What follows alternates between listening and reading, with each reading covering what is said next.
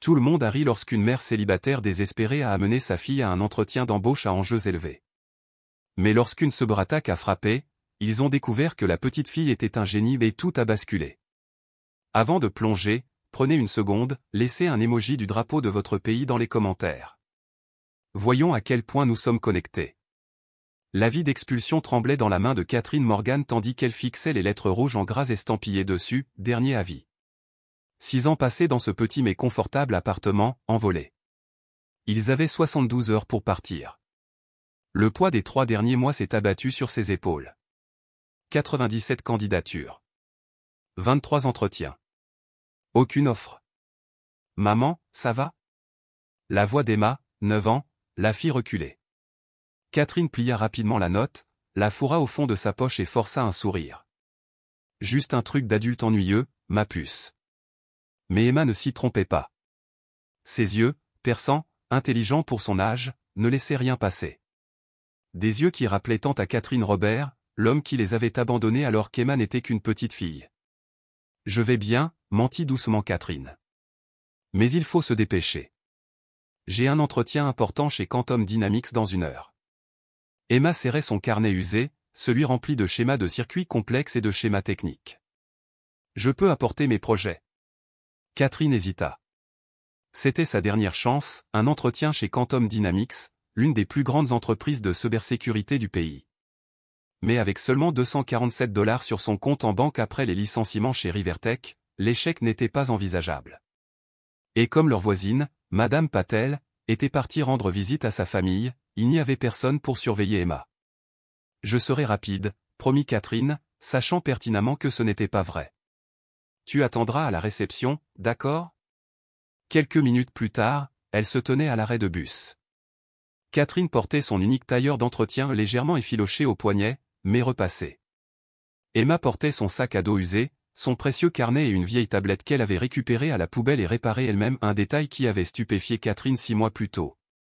Tandis que le bus fonçait vers elle, Catherine remarqua les doigts d'Emma traçant distraitement des circuits imaginaires sur la couverture de son carnet. Tout ira bien, murmura-t-elle, plus pour elle-même que pour sa fille. Ce n'est que temporaire. Mais en montant dans le bus, Catherine ne parvenait pas à chasser le souvenir amer de son dernier emploi, avoir été licenciée sans préavis après 6 ans de bons et loyaux services. Réduite. Restructurée. Oubliée. À leur arrivée, l'imposante façade vitrée de Quantum Dynamics scintillait au soleil matinal, sa perfection épurée contrastait fortement avec l'anxiété grandissante de Catherine. Emma leva les yeux vers le bâtiment, puis vers le visage pâle de sa mère. « Tes mains tremblent » observa doucement Emma.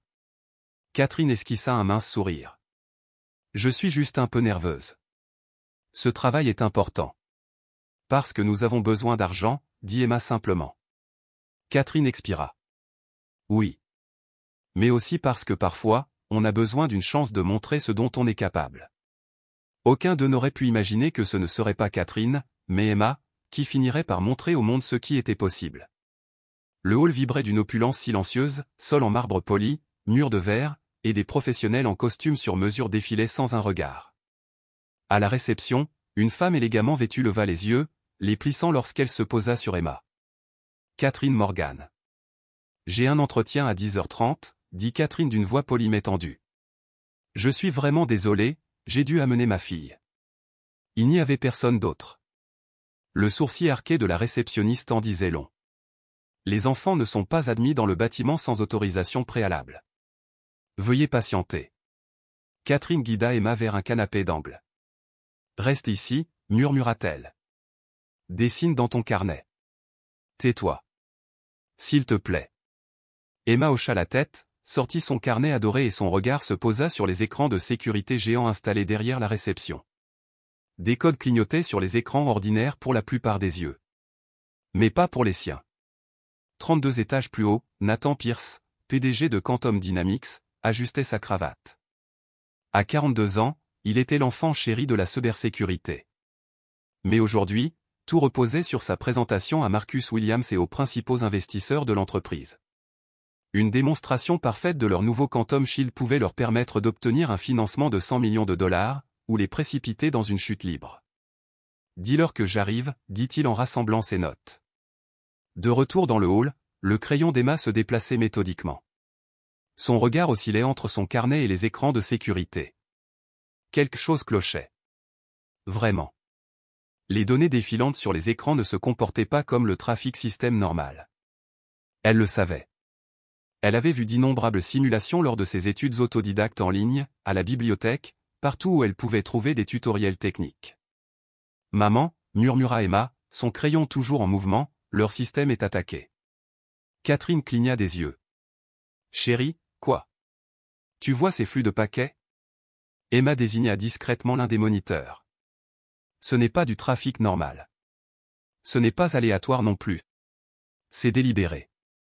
Quelqu'un est dans leur système. » Avant que Catherine ne puisse répondre, son téléphone vibra et un message lui parvint, entretien retardé de 30 minutes en raison de problèmes techniques. Le calme de Diane, la réceptionniste, se brisa lorsqu'elle appuya sur son écouteur. « Comment ça, les systèmes se bloquent » siffla-t-elle. La tension dans le hall s'est dissipée. Les employés, paniqués, se sont précipités. « Le réseau est en panne » a murmuré quelqu'un. « Fraude du pare-feu aux vecteurs multiples. » Emma ne quittait pas les écrans des yeux. Ses mains parcouraient son carnet, esquissant l'architecture du système, les flèches, les trajectoires d'attaque. « Il cherche au mauvais endroit » murmura-t-elle avec urgence à sa mère. « Ça ne passe pas par les serveurs principaux, ça passe par leur protocole de vérification. » Tu vois. Le cœur de Catherine battait fort. « Emma, c'est, comment as-tu pu ?» Le petit doigt d'Emma traça le flux de données esquissées. Ils ont laissé des empreintes. Des motifs. Regardez. On dirait qu'ils voulaient que quelqu'un les voie. Au-dessus d'eux, la salle de conférence exécutive était plongée dans le chaos. Les écrans se figèrent, les alarmes hurlèrent, et le cœur de Nathan Pierce se serra lorsqu'il réalisa ce que personne ne voulait dire, ce n'était pas un bug de démonstration. C'était réel. Ils étaient victimes d'une cyberattaque de grande envergure. Dans le hall, Catherine regardait, impuissante, sa fille brillante et impossible continuer à dessiner, ses petites mains recréant le flux du réseau de l'entreprise avec une précision étrange. « Maman », dit doucement Emma en brandissant le carnet. « Je sais ce qui se passe. » Catherine retint son souffle. Le schéma lui paraissait incompréhensible, mais elle avait déjà vu cette expression sur le visage d'Emma. La même qu'à 7 ans, lorsqu'elle avait ressuscité l'ordinateur portable hors d'usage de M. Gonzalez. La même qu'elle avait construite un mini-robot fonctionnel à partir de pièces détachées. Une voix au-dessus de nos têtes annonça calmement, « Tout le personnel non essentiel, veuillez quitter le bâtiment. » Mais personne n'est venu les chercher. Personne ne les a remarqués. La voix d'Emma était pressante mais calme. « Je peux aider.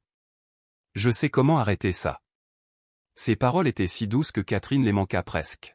« Montre-moi » murmura Catherine, ravalant sa peur.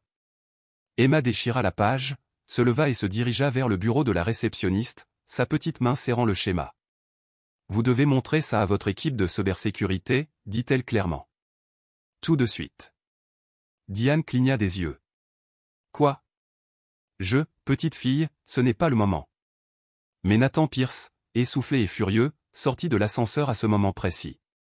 Son regard parcourut le chaos et se posa sur l'enfant qui tenait le schéma. « Qu'est-ce que c'est » demanda-t-il en s'approchant. Emma leva son carnet sans broncher. « Votre système n'est pas directement attaqué. La faille se situe dans le protocole de vérification de votre pare-feu quantique. Il est récursif, il s'auto-alimente pour surcharger la vérification de confiance. » Silence. Le visage de Nathan se vida de ses couleurs. Il saisit le carnet, parcourut du regard le schéma dessiné à la main, puis jura dans sa barbe. « Elle a raison. » L'heure suivante se déroula dans un flou total. Emma, 9 ans, pieds nus dans la salle des serveurs parce que ses chaussures grinçaient, présenta aux ingénieurs de Quantum Dynamics une solution que personne d'autre n'avait vue. À 14h15, l'attaque était maîtrisée. Les systèmes étaient sécurisés. Et tout avait changé. 3 jours plus tard, Catherine et Emma retournèrent à Quantum Dynamics, non pas pour un entretien, mais pour une offre. Un nouveau poste pour Catherine. Une bourse complète pour Emma. Et une surprise supplémentaire, un programme de mentorat dédié, créé par Nathan Pierce lui-même, pour les enfants comme Emma, dont le talent était absolument à souligner. Parfois, il suffit d'un instant. Une chance improbable. Et une petite fille qui n'était pas censée être dans le bâtiment en premier lieu. Emma méritait mieux plus que ce que l'école publique pouvait lui offrir, plus que ces interminables devoirs qui ne parvenaient jamais à stimuler son esprit. Mais pour l'instant, Catherine était trop anxieuse pour se concentrer sur les dons de sa fille. Elle s'accroupit et murmura « C'est merveilleux, ma chérie, mais il faut se taire. C'est déjà un désastre pour mes chances d'entretien. » Un jeune homme aux cheveux noirs en bataille les dépassa en trombe, son badge de sécurité suspendu à son cou. Sur sa carte d'identité figurait Jacques Sanders, ingénieur en cybersécurité. Il parla d'un ton pressant dans son téléphone. « Non, ce n'est pas comme avant. Le pare-feu n'est pas simplement tombé en panne, il a été complètement contourné. Il utilise nos propres protocoles de vérification. » Emma releva brusquement la tête, ses yeux suivant le moindre mouvement de Jacques. Elle écoutait. Vraiment. Catherine ne le remarqua pas au début, trop occupée à lisser sa jupe et à essayer d'ignorer la panique grandissante autour d'elle.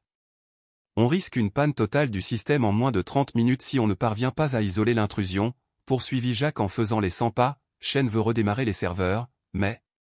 Ça ne marchera pas, murmura Emma dans sa barbe. Catherine tourna brusquement la tête. Emma, murmura-t-elle en pressant un doigt sur ses lèvres, s'il te plaît. Mais le regard d'Emma restait fixé sur Jacques. Les mots continuaient de jaillir. Ils ont affaire à une redirection cryptée dans le protocole de vérification d'identité, dit-elle d'une voix à peine plus forte qu'un murmure. Ce n'est pas une boucle de surcharge standard. Jacques s'immobilisa net. Il se tourna lentement, cherchant du regard la source de la voix. Ses yeux se posèrent sur Emma. L'estomac de Catherine se noua. Instinctivement, elle attira Emma plus près d'elle. « Je suis vraiment désolée, dit-elle rapidement. Elle a dû entendre quelque chose. Nous sommes juste là pour... » Jacques l'interrompit en s'accroupissant à la hauteur d'Emma. « Non, dit-il d'une voix teintée d'incrédulité. C'était incroyablement précis. Il regarda Emma droit dans les yeux. « Comment sais-tu ça ?» Avant qu'Emma puisse répondre, une femme d'une trentaine d'années, au regard perçant et à l'air impatient, entra. « Sanders, on n'a pas le temps pour ça, lança-t-elle. Le système est en panne. »« J'arrive, Madame Reed, répondit Jacques, sans quitter Emma des yeux. « Et si elle avait raison, dit-il doucement. Rien d'autre n'a fonctionné. » Emma ouvrit son carnet usé. Des diagrammes remplissaient les pages complexes, précis, impossibles à dessiner pour un enfant. Les yeux de Jacques s'écarquillèrent. « Maman, dit doucement Emma, je pense que je peux les aider. »« C'est absurde, s'exclama Olivia Reed en lançant un regard irrité à Catherine. « On a une faille critique et vous écoutez un enfant ?» Jacques feuilleta les pages d'Emma, son étonnement s'intensifiant. « Où as-tu appris ça ?» demanda-t-il doucement. Catherine rougit et posa une main protectrice sur l'épaule d'Emma. « Ma fille adore les ordinateurs, dit-elle d'une voix tendue. Mais on ne devrait vraiment pas. La bibliothèque a Internet gratuitement, dit Emma doucement, ignorant sa mère. Et les gens jettent des ordinateurs en parfait état juste parce qu'ils sont cassés. Je les répare. Non loin de là, les lumières vacillèrent à nouveau. La tension montait dans le hall, tandis que le personnel de sécurité chuchotait dans les radios et que les téléphones sonnaient sans réponse. Jacques se leva brusquement. « Olivia, regarde ça. » Il lui tendit le carnet d'Emma, ouvert sur un schéma qui ne pouvait exister dans l'écriture d'un enfant. « C'est... » La voix d'Olivia tremblait. Elle fronça les sourcils en examinant le schéma. « C'est exactement ce qui se passe aux étages supérieurs. Elle a cartographié notre vulnérabilité, dit Jacques d'un ton neutre, avec plus de précision que n'importe lequel d'entre nous. » Catherine avait l'impression que le sol lui échappait. « Emma a toujours été douée pour les schémas, dit-elle faiblement. Mais je suis sûr que votre équipe... » Notre équipe est en difficulté depuis 17 minutes, coupa Olivia, son scepticisme se transformant en désespoir. L'entreprise perd des millions chaque seconde. Jacques s'accroupit à nouveau. « Comment t'appelles-tu » demanda-t-il. « Emma Morgan. »« Je suis Jacques, dit-il d'une voix plus douce. »« Emma, peux-tu m'expliquer comment tu sais ce qui se passe ?» Les doigts d'Emma traçaient les lignes sur sa page. « Les schémas d'erreur sur vos moniteurs montrent que les paquets sont acceptés et rejetés simultanément. Cela n'arrive que lorsqu'un système pense se parler à lui-même, mais ce n'est pas le cas. Comme des jumeaux identiques, dont l'un est faux. Son explication, si enfantine et si parfaitement précise, laissa Jacques et Olivia momentanément sans voix. Sanders, aboya une autre voix dans le hall. Michael Chen, le directeur de la sécurité de l'entreprise, émergea, le visage crispé par la tension. On a besoin de vous en haut. Les investisseurs menacent de partir. Et son regard capta la scène improbable. Qu'est-ce que c'est? Qui sont ces gens? Jacques se leva, mais garda les yeux fixés sur Emma. Monsieur, commença-t-il prudemment, cette fille vient peut-être d'identifier le vecteur d'attaque. L'expression de Chen s'assombrit. Ridicule. Regarde ça, intervint Olivia en fourrant le carnet dans les mains de Chen. Il parcourut les pages, son mépris initial se transformant en confusion, puis en quelque chose ressemblant à du respect. Qui êtes-vous? Demanda-t-il à Catherine, d'un ton plus froid. Comment votre fille connaît-elle nos systèmes? Je suis Catherine Morgan, dit-elle d'une voix tremblante. Je suis ici pour un entretien RH. Emma, elle voit les choses différemment. Le téléphone de Chen vibra. Il répondit sèchement. Oui, monsieur, rien n'avance encore. Nous. Il se figea, l'oreille tendue. Son regard se reporta sur Emma. Un enfant? Oui, monsieur. Immédiatement. Il raccrocha. Sa voix était désormais formelle. Mademoiselle Morgan, dit-il. Le PDG aimerait rencontrer votre fille. La salle de crise du 30e étage était un véritable chaos. Des rangées d'écrans clignotaient en rouge. Des spécialistes de la sécurité, forts de décennies d'expérience, aboyaient des mises à jour que personne ne comprenait. Les données envahissaient l'air comme des parasites. Le sentiment d'un effondrement imminent était palpable.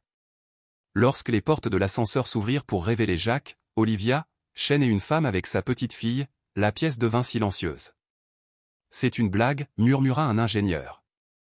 Catherine se sentait complètement à l'écart, le cœur battant. Ce n'était pas censé arriver. Elle voulait juste un travail.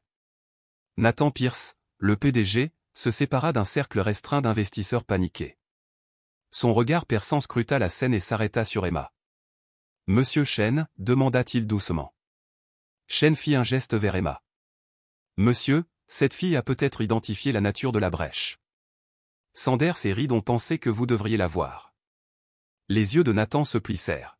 « Un enfant ?» Sa voix était froide, mais pas dédaigneuse. Jacques s'avança. « Monsieur, elle a déjà décrit le mécanisme exact de la vérification d'identité. Avant même que nous, à l'étage, l'ayons compris. » Nathan regarda Emma. « Comment t'appelles-tu » Emma Morgan, répondit-elle doucement. « Ma mère a un entretien d'embauche aujourd'hui. » Catherine sentit la chaleur lui monter au visage. « Monsieur Pierce, je suis vraiment désolé. Nous devrions partir ?» Nathan l'ignora. « Ça fait combien de temps depuis la brèche ?»« 47 minutes, » a crié quelqu'un. L'horloge tournait. Et pour des raisons qu'elle ne pouvait expliquer, Catherine savait que la réponse était entre les mains de sa fille. Par une fraîche matinée d'automne, la tension était palpable au sein de la cellule de crise de Quantum Shield. De l'autre côté de la salle, Olivia annonçait des pertes estimées à près de 2 millions de dollars par heure. Du groupe d'investisseurs, un homme distingué d'une cinquantaine d'années s'avança, la voix cinglante de frustration. « Nathan, que se passe-t-il ici ? On attend depuis presque 1 heure. Si le bouclier quantique ne peut même pas protéger ses propres systèmes. » Marcus, s'il te plaît, l'interrompit Nathan Pierce en levant la main sans quitter Emma des yeux. Donne-moi un instant. À la surprise générale, Nathan Pierce, PDG d'une société de plusieurs milliards de dollars, s'est agenouillé devant une fillette de 9 ans, se plaçant à hauteur des yeux d'Emma. Emma, Jacques me dit que tu comprends ce qui arrive à nos systèmes. C'est vrai ? Emma hocha la tête solennellement, la voix posée malgré la gravité du moment. Votre système de sécurité croit se parler à lui-même, mais en réalité, il parle à quelqu'un qui se fait passer pour le système. Comme quand quelqu'un vous appelle et se fait passer pour votre ami.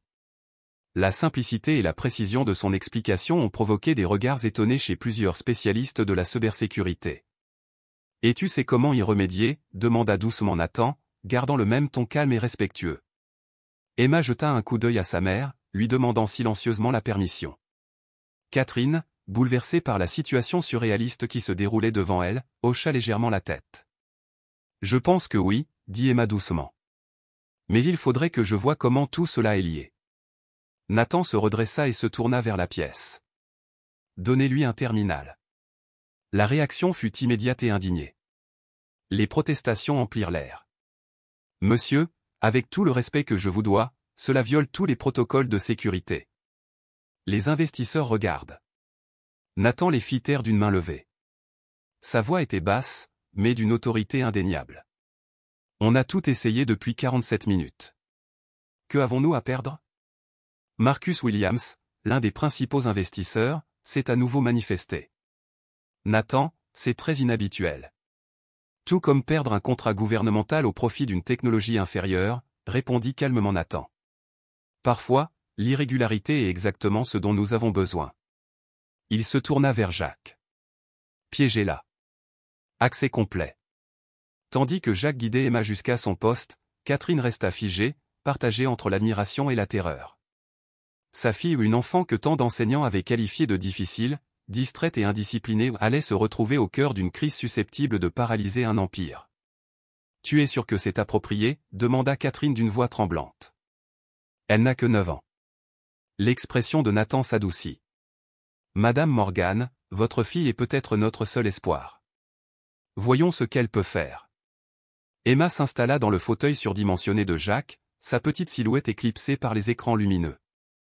Elle ajusta le siège avec une détermination silencieuse, ses mains planant sur le clavier avec un calme qui trahissait son âge. « Quand tu seras prête, Emma » l'encouragea doucement Jacques. Elle prit une grande inspiration et posa ses doigts sur les touches. « Je dois d'abord consulter les journaux d'authentification. » Un silence absolu s'abattit sur la salle. Experts en cybersécurité, dirigeants d'entreprises et investisseurs multimillionnaires restèrent immobiles, observant une fillette de 9 ans taper des lignes de commande avec une assurance époustouflante. La lueur bleue des écrans éclairait son visage tandis que ses doigts dansaient sur les touches. « Elle utilise des structures de commandement que nous n'enseignons même pas à l'entraînement, » murmura Jacques à Olivia, qui se tenait à proximité, son scepticisme cédant la place à une admiration réticente. Emma travaillait méthodiquement. Parfois, elle formulait des demandes simples et directes, « J'ai besoin de l'historique d'authentification de ce matin » ou « Pouvez-vous ouvrir les journaux du serveur périphérique ?» Catherine observait depuis la ligne de touche, le cœur serré. Fierté et peur la battaient en elle. C'était sa fille, la même enfant ignorée, incomprise, sous-estimée qui captait désormais l'attention d'une salle entière d'experts.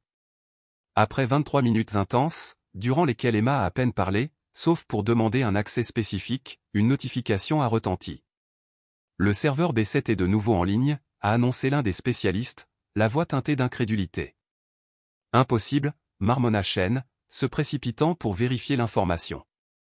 Mais Emma ne s'arrêta pas. Sa concentration demeurait absolue.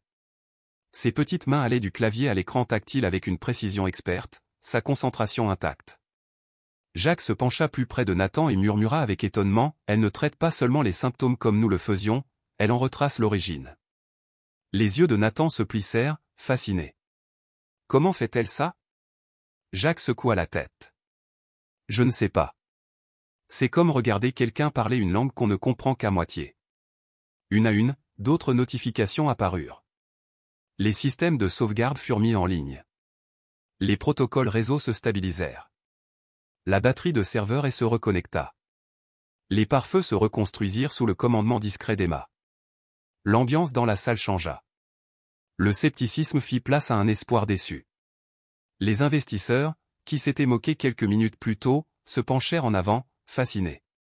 Emma s'arrêta, les yeux fixés sur une chaîne de code qui brillait doucement sur l'écran principal. « Qu'est-ce que c'est » demanda doucement Jacques. « Ce n'est pas un hasard » murmura Emma. « C'est trop parfait. Comme quelqu'un qui sait exactement comment tout s'imbrique. » Nathan échangea un regard grave avec Chen. La voix d'Olivia était calme mais tendue, « Un initié ?» « Ou quelqu'un qui l'était » dit Nathan d'un ton sombre. Les doigts d'Emma reprirent leur mouvement. Elle mit en œuvre ce qui semblait être un protocole de sécurité entièrement original, contourner les systèmes compromis et rétablir les défenses comme personne dans la pièce ne l'avait jamais vu auparavant. Au bout de 35 minutes, Emma expira et leva les yeux.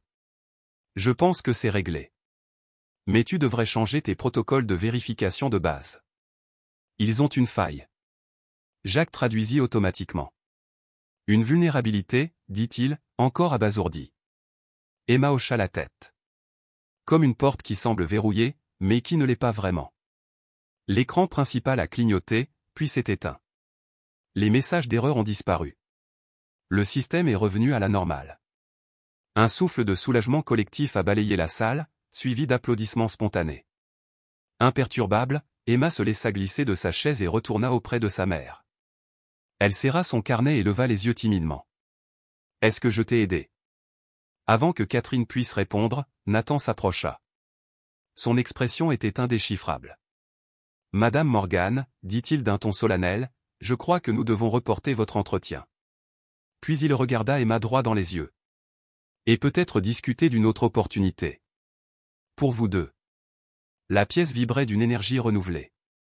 Seul Michael Chen restait à l'écart, le visage troublé, les yeux rivés sur Emma et sa mère non pas avec admiration, mais avec une pointe de peur. Alors que la célébration initiale s'apaisait, Emma s'assit tranquillement à côté de Jacques, ses doigts traçant le code récupéré sur l'écran. Jacques remarqua le changement dans son expression. « Tu reconnais quelque chose ?» murmura-t-il. Emma hocha lentement la tête. La façon dont ces ordres sont structurés. Je l'ai déjà vu. Catherine, encore abasourdie par les événements de la matinée, regardait nerveusement. Emma repensa à la bibliothèque publique, à 3 pâtés de maison de leur ancien appartement. Aux après-midi passés sur les ordinateurs gratuits pendant que sa mère faisait des heures supplémentaires. Elle se souvint des forums de programmation. Des solutions élégantes partagées par des utilisateurs anonymes. Un nom d'utilisateur l'avait toujours marqué. Fantôme, murmura-t-elle en désignant un segment de code récupéré. C'est comme une signature. Une écriture manuscrite. Jacques se pencha. Tu connais l'agresseur ? Pas exactement, dit Emma doucement. Mais je crois avoir déjà vu leur travail. Emma expliqua doucement, ses doigts parcourant rapidement le clavier, j'ai étudié leur travail sur les forums de programmation. Ils se font appeler fantômes. Nathan, qui se tenait à proximité, se figea. Il s'approcha, le visage assombri. « Que as-tu dit ?» demanda-t-il sèchement. Les schémas d'attaque, précisa Emma, correspondent à quelqu'un qui poste sous le nom de fantôme sur les forums de cryptographie. Ils sont doués pour dissimuler les points d'entrée, trouver des voies invisibles pour pénétrer dans les systèmes. Une ombre passa sur le visage de Nathan. Olivia, sentant le changement, s'approcha également. C'est impossible, murmura Olivia. Ces forums sont réservés aux cryptographes confirmés. Des discussions de niveau militaire. Emma garda un ton neutre. La bibliothèque ne bloque pas ses sites web. Les bibliothécaires s'en fichent tant que je reste silencieuse. Catherine ressentit un pincement de culpabilité. Pendant qu'elle faisait des heures supplémentaires pour joindre les deux bouts, sa fille s'était discrètement initiée à des compétences en programmation que les professionnels trouvaient intimidantes. Emma, demanda Nathan prudemment, que peux-tu nous dire d'autre sur cette attaque ? Emma resta les yeux rivés sur l'écran, la voix pensive. Elle n'est pas conçue pour détruire quoi que ce soit. C'est trop précis, comme quelqu'un qui essaie d'envoyer un message ou de prouver quelque chose. Elle désigna des sections du code. Tu vois comment il a contourné des systèmes critiques ? Il dit, j'aurais pu te faire du mal, mais je ne l'ai pas fait. Jacques hocha lentement la tête. Elle a raison. Ce n'est pas une cyberattaque éclair.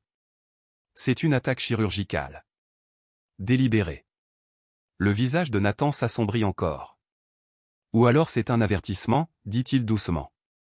Mais de qui ? Et pourquoi aujourd'hui, pendant notre présentation aux investisseurs, se demanda Olivia à voix haute. Le téléphone de Nathan vibra. Il vérifia, puis s'adressa à la salle. Les investisseurs attendent. Olivia, préparez un rapport préliminaire. Jacques, continuez à collaborer avec Emma pour remonter à l'attaque. Puis, se tournant vers Catherine, il la surprit en ajoutant « Madame Morgan, voulez-vous vous joindre à moi un instant ?» Dans le couloir, Nathan parla à voix basse. « Votre fille est extraordinaire. » Catherine hocha la tête, toujours stupéfaite. Elle a toujours été différente. Brillante, mais les écoles ne savent pas quoi faire d'elle. Nathan jeta un coup d'œil vers la vitre, où Emma était maintenant en grande conversation avec Jacques. J'aimerais vous parler des opportunités qui s'offrent à elle ici, des opportunités réelles, mais je dois d'abord m'occuper des investisseurs. Avant que Catherine puisse répondre, les portes de l'ascenseur s'ouvrirent et Marcus Williams, leur plus gros investisseur, fit irruption dans la pièce, le visage exaspéré. Nathan, aboya-t-il, un mot. Maintenant. Sa voix trancha l'air comme une lame. C'est inacceptable. Le silence retomba dans la pièce. Les ingénieurs se figèrent. Même le bourdonnement des machines sembla s'estomper. Emma, imperturbable, continua de taper tandis que Catherine, figée, hésitait à intervenir. Je comprends ta frustration, Marcus, commença Nathan d'un ton neutre. Mais... Et toi? Williams l'interrompit en désignant Emma. Tu es le PDG d'une entreprise de cybersécurité avec des experts dans le monde entier, et tu as confié tes systèmes à un enfant? De quel genre d'opération s'agit-il? Shen s'est avancé, enhardi par l'indignation de l'investisseur. J'ai soulevé la même préoccupation. Cela viole tous nos protocoles de sécurité. Nous ne savons même pas qui elle est. Catherine se rapprocha instinctivement d'Emma. Monsieur Pierce, commença-t-elle, on devrait peut-être partir. On n'a jamais voulu perturber. Elle a déjà récupéré 17% de nos systèmes, interrompit Jacques d'une voix assurée. C'est plus que ce qu'on a fait en 1 heure. Marcus Williams se tourna vers Catherine. Et vous, qui êtes-vous? Catherine Morgan, monsieur. J'étais ici pour un entretien d'embauche, dit-elle doucement. Emma est ma fille. Le visage de Williams s'assombrit encore. Un entretien d'embauche? Donc aucun de vous n'a d'habilitation de sécurité, ni de vérification des antécédents, rien. Et pourtant, on vous a donné accès aux systèmes centraux lors d'une intrusion. Shen hocha fermement la tête. C'est exactement le problème. C'est imprudent. Si quelque chose tourne mal. Tout ira bien, insista Jacques. Elle a déjà identifié le vecteur de la brèche. Ce n'est pas un projet scientifique scolaire, a rétorqué Shen. C'est une entreprise de plusieurs milliards de dollars. La tension monta en flèche. Catherine posa les mains sur les épaules d'Emma, prête à l'éloigner. Puis, contre toute attente, Olivia Reed prit la parole. Elle a trouvé une tendance que personne d'entre nous n'avait vue, dit Olivia, sa voix couvrant le bruit. Regardez les journaux. Elle ne devine pas, elle applique une méthode. Le regard noir de Williams ne s'est pas atténué. Nathan, je te soutiens depuis 7 ans, mais là, c'est trop.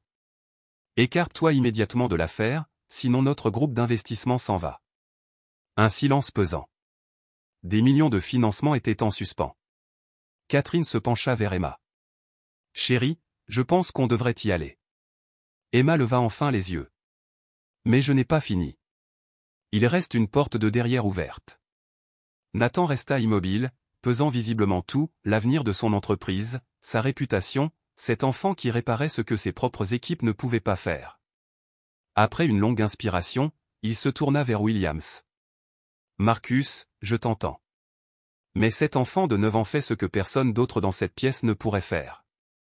Il fit un geste vers les écrans, où les indicateurs système s'amélioraient visiblement. Les résultats parlent d'eux-mêmes. À problème sans précédent, solution sans précédent. Tu risques tout, grogna Williams. Non, répondit Nathan d'une voix ferme. Je reconnais le talent. Le talent qui nous a sauvés. Il se tourna vers Emma. Continue. Williams s'éloigna précipitamment. Shen protesta de nouveau, mais Nathan resta à peine silencieux. Aidez-moi ou écartez-vous, dit-il sèchement. Catherine resta bouche bée tandis que sa fille toujours ignorée, souvent incomprise continuait à travailler, ses petites mains volant sur le clavier. Elle ne semblait pas perturbée par les disputes, la tension de l'entreprise, les enjeux. Son univers, c'était le code. On y est presque, murmura Emma à Jacques, qui resta loyalement à ses côtés. 2h17 après le début de l'attaque, les mains d'Emma s'immobilisèrent. La salle retint son souffle. Je l'ai trouvé, dit-elle doucement. Trouvé quoi? Jacques se pencha plus près. Là où tout a commencé, désigna Emma. Un minuscule trou dans le code d'authentification original. Il est là depuis 6 ans. Invisible, à moins de savoir exactement où chercher. Le visage de Jacques passa de la confusion à l'admiration. C'était dans notre code de base. Pendant tout ce temps, Chen s'avança, le visage rouge. C'est impossible. On a revu ce code des centaines de fois. Parfois, on ne voit pas les choses, dit Emma doucement, d'une voix à peine plus forte qu'un murmure, quand on est trop près. C'est comme chercher ses lunettes sur la tête. Personne ne parlait. Les journaux, le code, tout était là. Indéniable. Emma avait trouvé la faille. Elle les avait sauvegardés. Et tandis que Catherine regardait sa fille au calme, brillante, imperturbable, elle réalisa qu'aujourd'hui était le début de quelque chose de bien plus grand que ce qu'elle pouvait encore imaginer. « Les filles, où êtes-vous ? » « Que se passe-t-il » demanda Sarah, la voix partagée entre le soulagement de voir ses filles saines et sauves et la fureur de leur disparition soudaine. « Maman, il fallait qu'on parte, dit Lucie avec sérieux, l'air grave. On a entendu quelque chose à la fondation hier, quelque chose de grave. Quelqu'un a modifié l'algorithme, ajouta Lily, la voix tendue par l'inquiétude. Ils ont modifié les paramètres fondamentaux que nous avions créés. Sarah fronça les sourcils et secoua la tête. C'est impossible. Vous êtes les seuls à comprendre pleinement comment ça marche. Ce n'est plus tout à fait vrai, expliqua prudemment Lucie. L'algorithme a évolué, il a appris. Plus il traite de données, plus il devient sophistiqué. Et quelqu'un lui a donné de nouvelles instructions, poursuivit Lily d'un ton grave. Application militaire. Système de ciblage. Armes. Un frisson parcourut la peau de Sarah. Comment sais-tu ça ? Nous avons construit une porte dérobée, admit Lucie, le regard fixe. Un moyen de surveiller ce qui arrivait à notre création. Hier soir, nous avons détecté des modifications non autorisées provenant de Thornton Technologies. C'est Monsieur Wilson, répondit Lily d'un ton neutre. Il travaille avec quelqu'un du Pentagone. Quelqu'un qui ne passe pas par les canaux officiels. Ils essaient d'utiliser l'algorithme comme une arme avant que les restrictions légales ne soient finalisées. Sarah sentit son esprit s'emballer. Jacques Wilson ? Elle savait qu'il était ambitieux, mais une telle trahison ? Cela lui semblait inconcevable.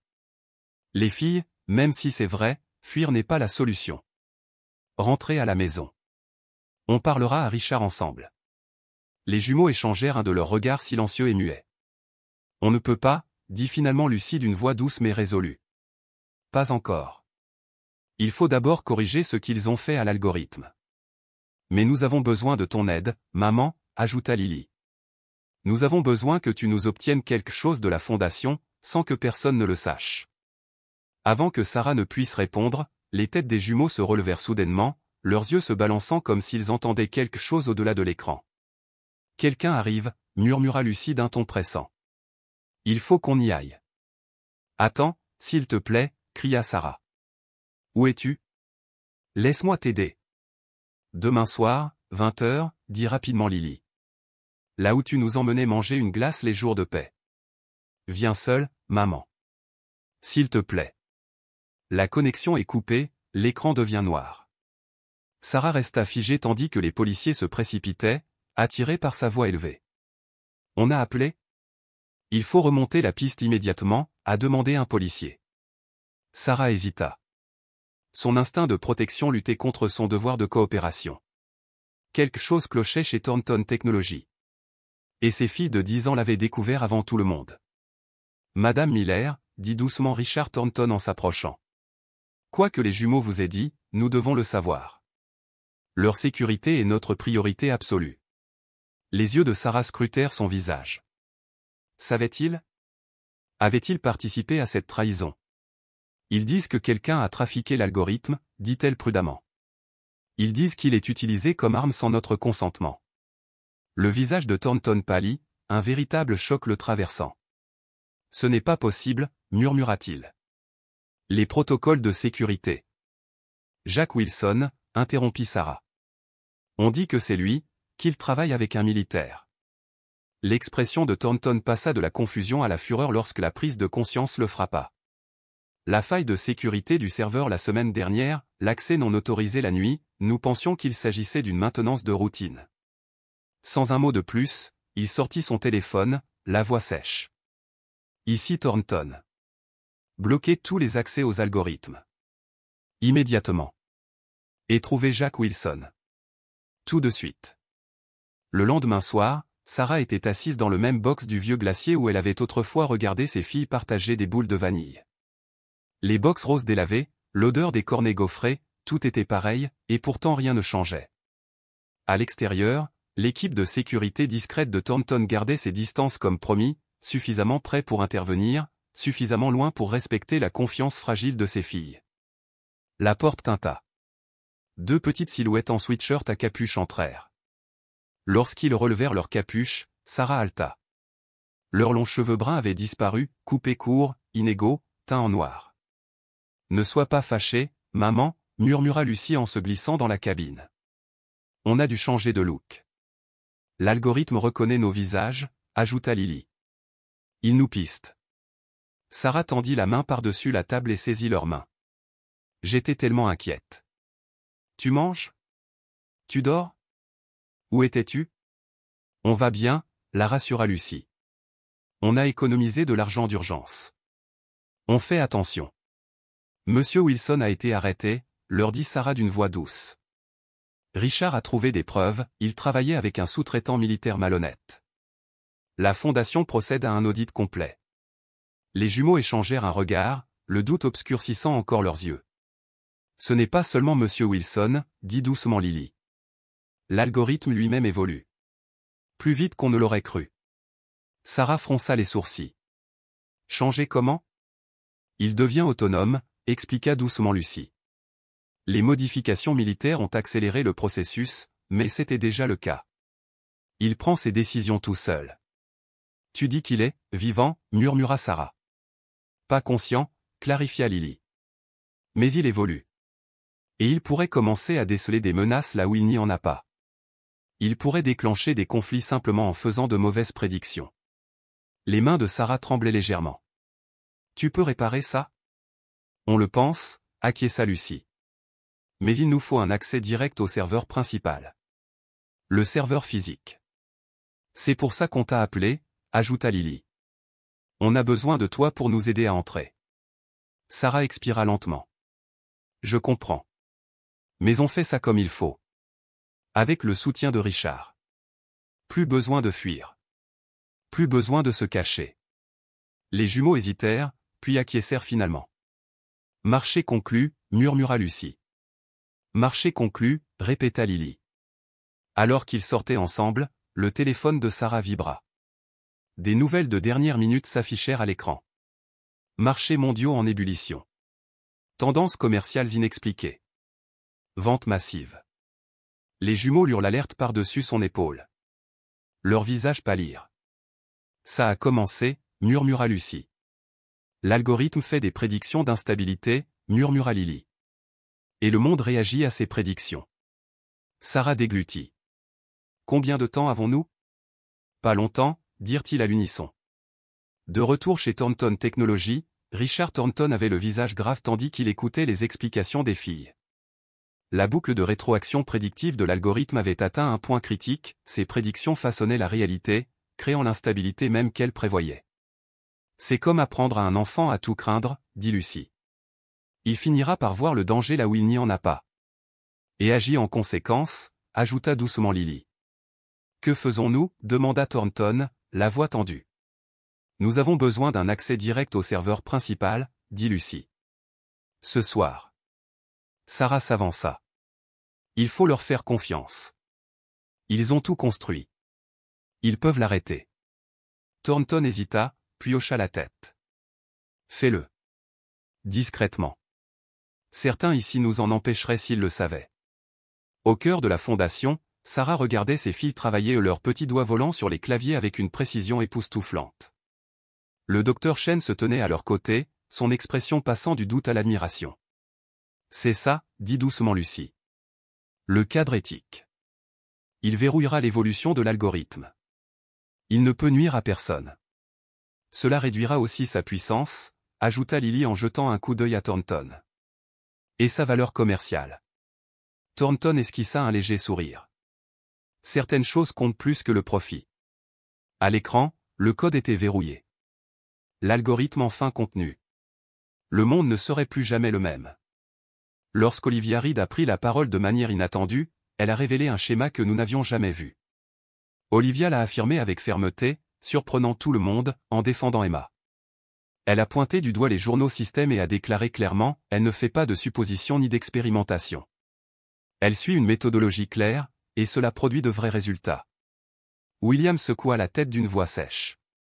Nathan, je te connais depuis 7 ans. Tu as toujours été anticonformiste, mais là, tu dépasses les bornes. Supprime immédiatement l'enfant des systèmes, sinon notre groupe d'investissement reconsidérera sa position. Un silence pesant emplit la pièce. La menace était indéniable. Des millions de dollars étaient en jeu. Catherine toucha doucement le bras d'Emma et murmura, « Chérie, je pense qu'on devrait y aller. » Emma leva enfin les yeux de l'écran, le regard fixe. « Mais je n'ai pas fini. Il reste une porte dérobée dans le protocole d'authentification qui doit être fermée. » Nathan resta immobile, pesant visiblement le pour et le contre de ce choix impossible, la survie financière de son entreprise ou la solution non conventionnelle qui fonctionnait réellement. Après un long moment, il se tourna vers Marcus Williams. « Marcus, dit Nathan d'une voix calme mais ferme, je comprends tes inquiétudes. Elles sont légitimes d'un point de vue procédural. Mais pour l'instant, cette fillette de 9 ans résout un problème que toute mon équipe de sécurité n'a pas pu résoudre. » Il fit un geste vers l'écran affichant les indicateurs système en constante amélioration. Les résultats parlent d'eux-mêmes. C'est complètement sans précédent, a objecté Williams avec virulence. L'attaque aussi, rétorqua Nathan d'une voix basse mais intense. Parfois, des problèmes inédits nécessitent des solutions inédites. Puis, avec une détermination sereine, Nathan dit, Emma continue son travail. J'assume l'entière responsabilité de cette décision.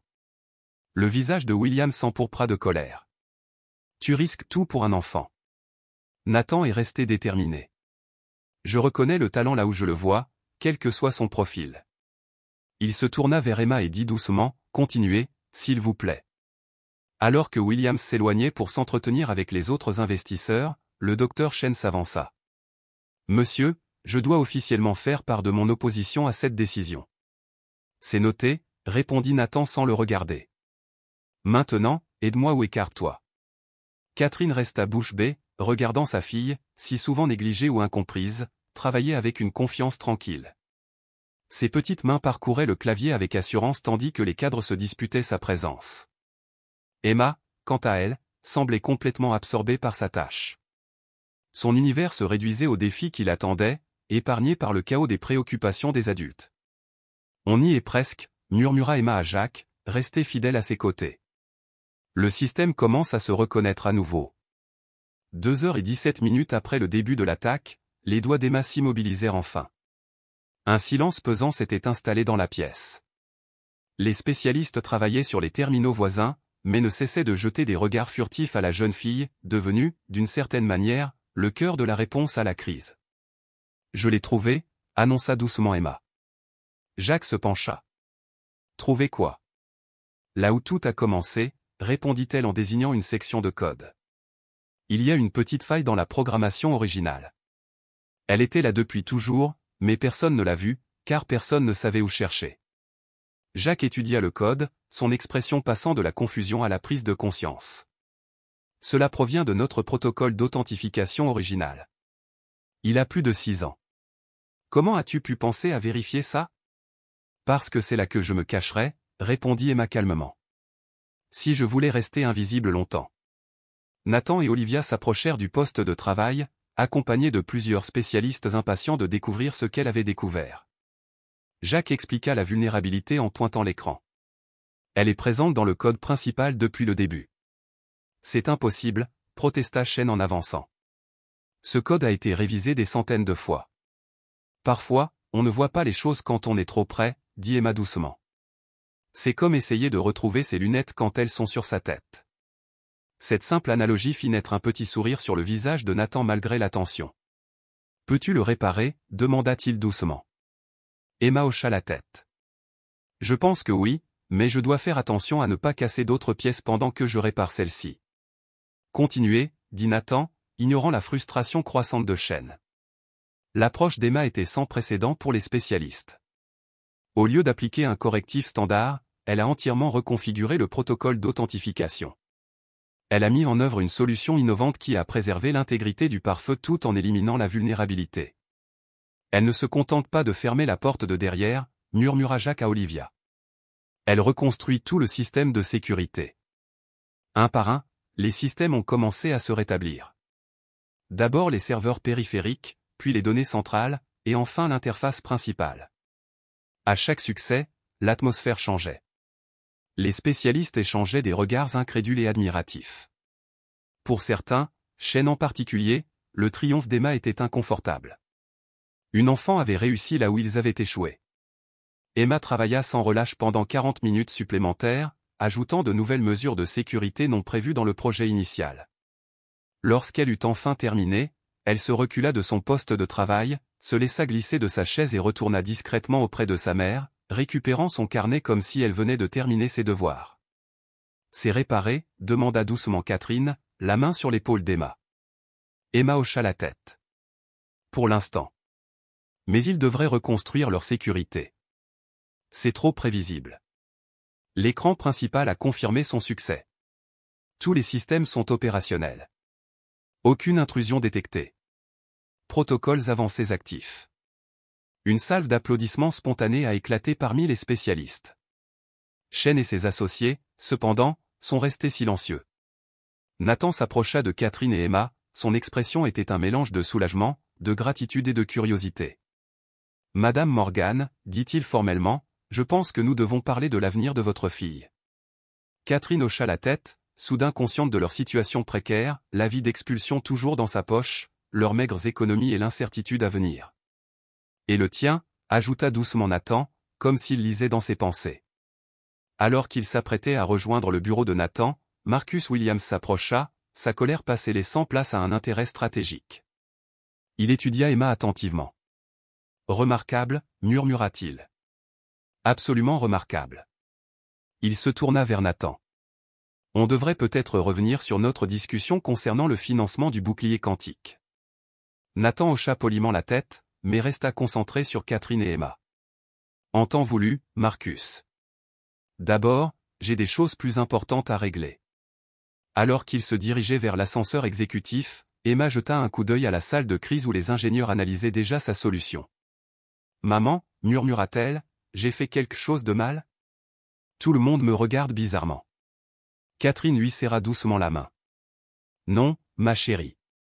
Tu as fait quelque chose d'extraordinaire. Et parfois, c'est plus difficile à accepter. » Plus tard dans la soirée, bien après que le bâtiment se soit vidé, Nathan était assis seul à son bureau, les images de sécurité tournant en boucle sur son écran.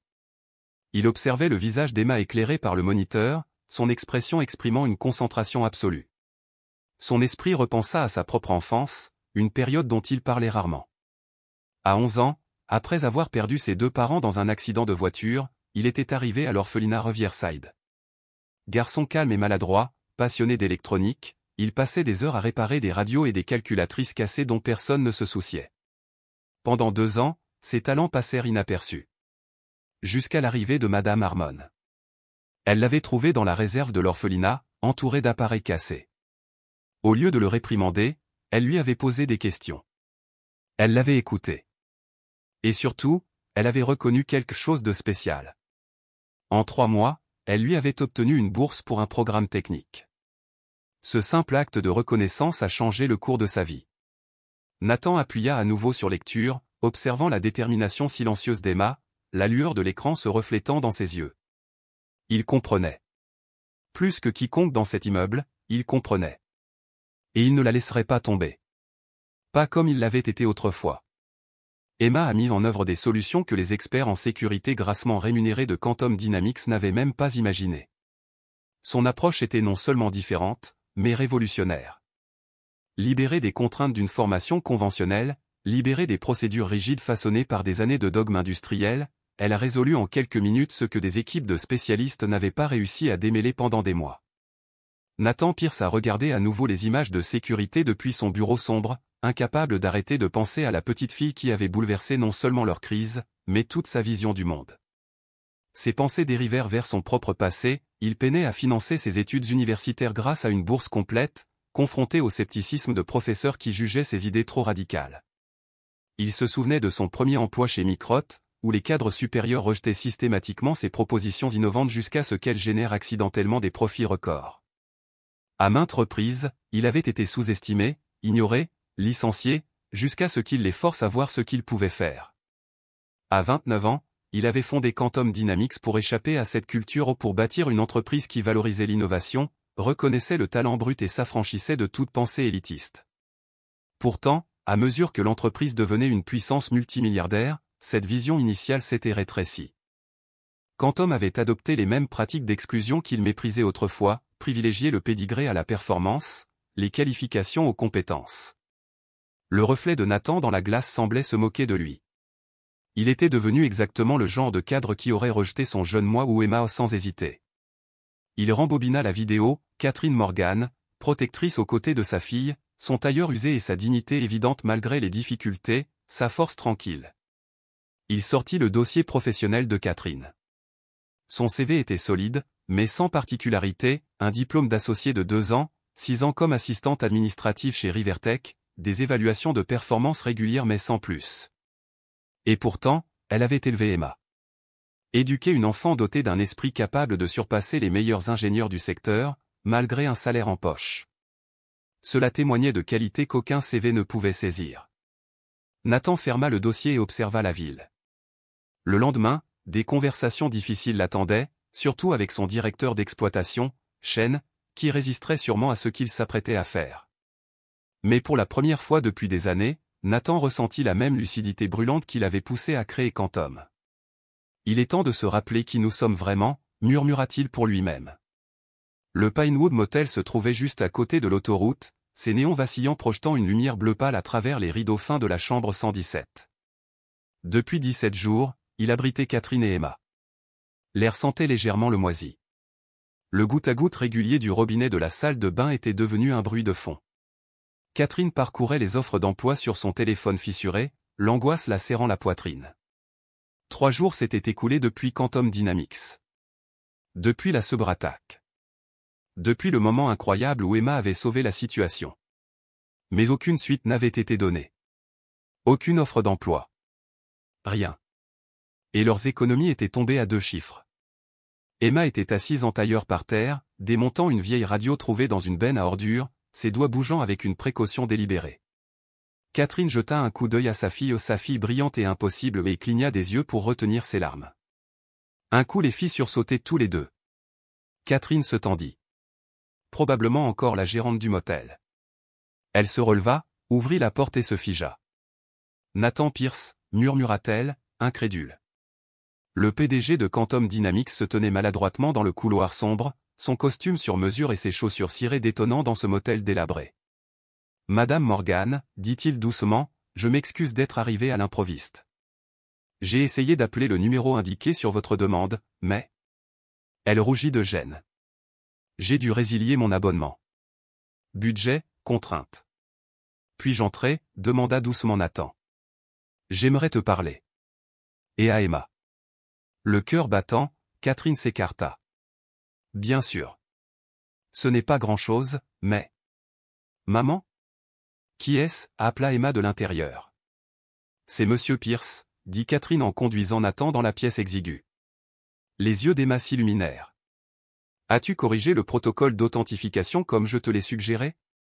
Nathan sourit, une chaleur sincère adoucissant ses traits. « C'est vrai, dit-il. Votre solution a été déployée sur l'ensemble de notre réseau. » Son regard parcourut la pièce, les valises cabossées, le lit partagé, le sol en désordre ou les appareils électroniques récupérés par Emma gisaient en désordre. Malgré le décor, il y avait de la dignité. De la détermination. « S'il vous plaît, asseyez-vous », proposa Catherine en désignant la seule chaise de la pièce tandis qu'elle se perchait au bord du lit. Le regard de Nathan se posa sur l'espace de travail improvisé d'Emma. « Sur quoi travailles-tu » Emma brandit un disque dur à moitié démonté, dont les fils serpentaient comme des lianes mécaniques. Le moteur était cassé, expliqua-t-elle. Mais j'ai trouvé des pièces provenant de 3 autres appareils que je peux assembler. J'essaie de récupérer les données. Nathan s'accroupit à côté d'elle, véritablement fasciné. C'est une improvisation remarquable. Où as-tu appris ça ? Surtout sur les forums et les vidéos de la bibliothèque, répondit Emma d'un ton neutre, les doigts toujours en mouvement. Les gens jettent des objets qui ne nécessitent qu'une seule réparation. Le PDG milliardaire de Quantum Dynamics était agenouillé sur la moquette usée d'un motel, fasciné par le travail d'une fillette de 9 ans. Le contraste n'échappa pas à Catherine. Emma a toujours vu comment les choses se connectent, murmura-t-elle. Même quand les liens ne sont pas évidents. Nathan hocha la tête. C'était clair lors de l'incident. Votre approche de la brèche aux personnes dans mon équipe n'y avait pensé. Emma marqua une pause, puis demanda avec une franchise enfantine, pourquoi construire quelque chose d'aussi compliqué mais laisser les fondations brisées?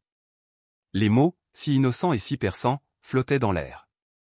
C'est une excellente question, admit Nathan à voix basse.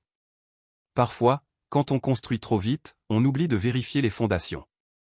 Catherine a compris le sens profond de ces paroles. Il ne parlait pas seulement de cybersécurité. Monsieur Pierce, dit-elle doucement, merci d'avoir laissé Emma l'aider. Cela lui a été plus précieux que vous ne l'imaginez. Nathan se leva et épousseta son costume. En fait, c'est pour ça que je suis là. J'aimerais discuter d'une opportunité. Pour vous deux. Une semaine plus tard, Catherine et Emma étaient assises dans le vaste bureau d'angle de Nathan, avec vue sur la ville. La différence avec la chambre 117 était stupéfiante. Merci à vous deux d'être venus, commença Nathan, assis aux côtés de deux avocats, Rebecca Taylor et Stephen Morris. J'ai passé beaucoup de temps à réfléchir à ce qui s'est passé. Et je crois que cela représente une opportunité de transformation, non seulement pour vous, mais pour Quantum Dynamics elle-même. Les mains de Catherine tremblaient légèrement sur ses genoux. Nous vous remercions de votre temps, Monsieur Pierce. J'aimerais vous proposer un poste, Madame Morgan, dit Nathan sans détour. Pas le poste administratif pour lequel vous avez postulé, mais quelque chose de plus significatif. Un nouveau service dédié à la détection de talents atypiques. Catherine cligna des yeux. Je ne comprends pas. Nathan sourit doucement. Votre capacité à cultiver le talent d'Emma, malgré des ressources limitées, est exactement ce dont cette entreprise a besoin. Nous sommes devenus trop rigides, trop dépendants des qualifications plutôt que des compétences. Rebecca glissa un dossier sur la table. C'est une offre complète. Un salaire compétitif. Des avantages sociaux complets. Et elle sourit à Emma. Un programme de formation spécialisé rien que pour elle. Une formation formelle combinée à un accompagnement personnalisé par nos ingénieurs. Steven a ajouté, nous avons également inclus une aide immédiate au logement. Emma leva les yeux, d'une voix douce mais sincère. Je peux encore casser des choses pour voir comment elles fonctionnent? La salle se tut. Un large sourire éclaira le visage de Nathan. C'est exactement ce que je veux que tu fasses, dit-il. Seulement, maintenant, tu auras de meilleurs outils. Et des gens pour t'aider à reconstruire. Catherine porta les mains à sa bouche tandis qu'elle lisait les détails du contrat. Le salaire. Le logement. L'avenir. C'est incroyablement généreux, murmura-t-elle. Ce n'est pas de la charité, dit Nathan fermement. C'est un investissement dans le potentiel. Emma a sauvé cette entreprise. Mais surtout, elle m'a rappelé quelque chose que j'avais oublié, le talent ne se résume pas à des diplômes. Il se contente parfois de porter des baskets usées et de réparer des radios cassées dans des chambres de motel. Catherine hésita, puis demanda doucement, « Pourquoi? Pourquoi fais-tu ça pour nous ?» Le regard de Nathan s'adoucit. Quand j'avais 11 ans, dit-il, on m'a surpris en train de démonter des calculatrices dans un placard à fournitures scolaires. Une enseignante remplaçante, Madame Harmon, ne m'a pas puni. Elle s'est battue pour moi. Elle m'a obtenu une bourse. Ce simple geste a changé ma vie. Il regarda directement Emma. Et maintenant c'est à mon tour de faire la même chose.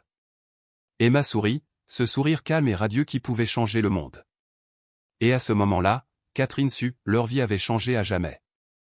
Parfois, les talents les plus précieux ne possèdent pas les qualifications ou l'expérience requises. Parfois, il suffit de les voir. Catherine sentit les larmes la menacer tandis que le poids de cette simple vérité s'abattait sur elle. Après des années de lutte solitaire, à voir le génie d'Emma passer inaperçu ou incompris, quelqu'un avait enfin compris ce qu'elle avait toujours su. Quand pouvons-nous commencer, demanda-t-elle simplement. 6 mois passèrent, dans un tourbillon de changements. Catherine et Emma s'installèrent dans un lumineux appartement de 2 chambres, à seulement 10 minutes de Quantum Dynamics.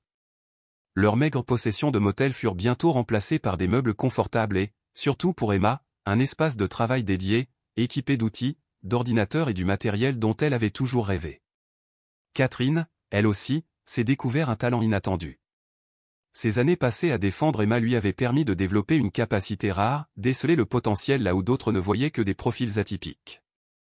Elle a recruté ses 3 premiers membres d'équipe, aucun avec des qualifications traditionnelles qui se sont rapidement révélées indispensables. Un ancien spécialiste de la logistique militaire a révolutionné la chaîne d'approvisionnement.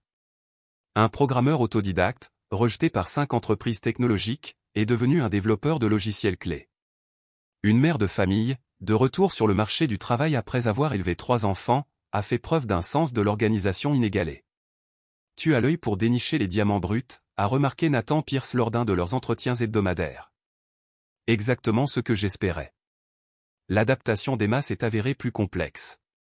Elle s'est épanouie sous le mentorat technique de Jacques Sanders, qui a passé des heures à la guider dans le tout nouveau laboratoire d'innovation non conventionnelle. Son esprit a assimilé des concepts avancés de cybersécurité en quelques mois au lieu de plusieurs années. Même Olivia Reed, autrefois sceptique, est devenue une collaboratrice de confiance, consultant souvent Emma sur les problèmes de sécurité les plus complexes. Elle ne pense pas comme nous tous, expliqua un jour Olivia à Nathan. C'est précisément ce qui la rend précieuse. Pourtant, tout n'était pas simple. Emma peinait à nouer des liens avec les enfants de son âge lors des événements sociaux de l'entreprise. Leur centre d'intérêt lui semblait étranger, leurs conversations superficielles. Elle se tournait plutôt vers les ingénieurs et les scientifiques, trouvant du réconfort dans leurs discussions techniques. Les changements n'étaient pas tous bien accueillis. Michael Chen, tout en conservant une civilité professionnelle, ne cachait pas son malaise face au traitement de faveur accordé à Catherine et Emma. Une sourde résistance grondait parmi certains cadres supérieurs. Laissez-leur le temps, a encouragé Olivia à Catherine après une réunion tendue en salle de réunion. Le succès est l'argument le plus convaincant. Pour Emma, le plus grand défi a été d'apprendre à canaliser sa curiosité dans un environnement structuré. L'enseignante Elisa Jenkins a élaboré un programme qui a repoussé ses limites sans étouffer sa créativité. Elle n'est pas seulement brillante, a dit Elisa à Catherine un matin autour d'un café. Elle développe l'intelligence émotionnelle qui va avec. C'est rare. Alors que l'automne laissait place à l'hiver, Catherine voyait sa fille s'épanouir. L'enfant réservée et incomprise, qui dissimulait autrefois ses talents pour éviter toute attention indésirable, devenait une personne confiante, engagée et ouverte. « Êtes-vous heureux ici ?» demanda Catherine un soir de neige alors qu'ils rentraient chez eux sous les lampadaires étincelants. Emma réfléchit attentivement à la question. « J'aime avoir de vrais problèmes à résoudre, dit-elle doucement. Et les gens qui ne me trouvent pas bizarre quand je les résous différemment. » 8 mois après la faille de sécurité initiale, Emma était assise en tailleur dans son espace de travail, analysant des fragments de code récupérés après l'attaque. Quelque chose la tracassait, un schéma à la fois familier et caractéristique. « Jacques » cria-t-elle en le voyant passer. « Je crois avoir trouvé quelque chose sur le hacker. » Jacques s'agenouilla près d'elle, les yeux écarquillés en examinant l'écran. « Emma, c'est remarquable. Il faut montrer ça à Olivia immédiatement. » En quelques heures, une équipe d'enquêteurs discrète s'est réunie dans une salle de conférence fermée. Olivia a mené la discussion tandis qu'Emma expliquait sa découverte. Le code comporte des marqueurs, comme une signature, dit Emma, ses petits doigts pointant les lignes surlignées. Je l'ai retrouvé sur de vieux forums. Il appartient à un certain fantôme, de son vrai nom Thomas Reeves. Une vague de choc parcourut la pièce. Olivia consulta les dossiers du personnel. Le nom correspondait, Thomas Reeves, un ancien programmeur de Quantum Dynamics licencié 4 ans plus tôt. Raison officielle, qualifications insuffisantes, lut Olivia à voix haute. Malgré de bonnes évaluations. Le nom de Chen figurait sur la décision de licenciement. À mesure que l'équipe creusait davantage, une tendance inquiétante émergea. Reeves avait averti à plusieurs reprises de la vulnérabilité exploitée lors de l'attaque. Ces inquiétudes avaient été balayées du revers de la main. Son contrat avait été rompu. Il ne cherchait pas à détruire l'entreprise, murmura Emma, réalisant peu à peu. Il prouvait qu'il avait raison. Lorsque Nathan fut informé, son visage s'assombrit. Nous n'avons pas seulement perdu un employé talentueux, murmura-t-il. Nous avons créé un adversaire. Un audit complet a révélé davantage, des dizaines de personnes talentueuses issues de milieux atypiques, chacune marginalisée ou discrètement écartée au fil des ans. Chaque départ était plus qu'une perte, c'était un échec. Le lendemain matin, Nathan a convoqué une réunion d'urgence du conseil d'administration. Michael Chen a été réaffecté à un poste non stratégique. Catherine a été nommée pour mener une refonte complète des pratiques de recrutement et de développement. Il ne s'agit pas seulement de sécurité, a déclaré Nathan au conseil d'administration. Il s'agit de savoir reconnaître la valeur. L'innovation ne se présente pas toujours sous la forme attendue. Ce soir-là, Nathan trouva Emma au laboratoire, travaillant sur un nouveau protocole. Il l'observa un instant avant de parler. « Tu as transformé cette entreprise, Emma. Pas seulement en colmatant la brèche. En nous montrant ce que nous étions trop aveugles pour voir. » Emma leva les yeux, l'air pensif. « J'ai juste vu des schémas que personne d'autre ne recherchait. » Exactement, sourit Nathan. Et c'est la compétence la plus rare de toutes. Plus tard dans la semaine, une lettre soigneusement rédigée fut envoyée à Thomas Reeves. Elle prenait acte de ses avertissements et l'invitait à se concerter sur les futures initiatives de sécurité. Une porte, autrefois fermée, était rouverte. Un an jour pour jour après qu'Emma se soit assise pour la première fois devant l'ordinateur de Jacques, Quantum Dynamics organisait son premier salon des talents non conventionnels.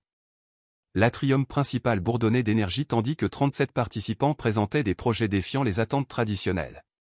Près du centre se tenait Daniel Rodriguez, 16 ans, présentant un laboratoire informatique communautaire qu'il avait construit à partir de matériel de récupération.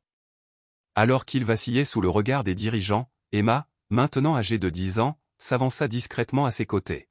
« Montre-leur comment tu as modifié les processeurs », l'encouragea-t-elle doucement. « C'est vraiment impressionnant. » La voix de Daniel se calma. Il retrouva confiance. Nathan observait de loin, reconnaissant la belle symétrie, le mentorat transmis. De l'autre côté de la salle, Catherine, désormais responsable du département de développement des talents de l'entreprise, guidait les partenaires potentiels à travers les expositions. En seulement un an, elle était passée du statut de chercheuse d'emploi à celui de leader visionnaire. Son sens du potentiel caché était désormais un pilier de l'avenir de Quantum. Non loin de là, Thomas Reeves discutait avec Olivia et Jacques. Des mois après son retour, la tension initiale avait laissé place au respect professionnel. Ensemble, ils finalisaient le nouveau protocole de sécurité, le projet d'Emma, avec les améliorations de Thomas. Alors que l'événement touchait à sa fin, Nathan retourna à son bureau. Une petite enveloppe était posée sur son bureau, portant l'écriture d'Emma. À l'intérieur se trouvait un simple mot. « Merci de m'avoir vraiment vu. » Nathan plaça le mot à côté de la première page encadrée du carnet de circuits original d'Emma, un souvenir désormais bien en évidence sur son mur. Ce n'était pas seulement le dessin qui avait sauvé son entreprise, c'était le rappel de ce que signifiait un véritable leadership, voir la valeur là où d'autres ne voyaient que la différence. Devant sa fenêtre, Catherine et Emma rentraient ensemble, leur conversation animée et pleine de vie. Deux vies changées à jamais parce que quelqu'un avait su dépasser les conventions. À cet instant, Nathan comprit. Son plus grand héritage ne se mesurait pas en profit ou en brevet, mais en vie transformée par les opportunités. Un cercle de reconnaissance qui s'élargit, qui s'étend. Et tout cela parce qu'une fille silencieuse a vu des schémas que personne d'autre ne pouvait voir.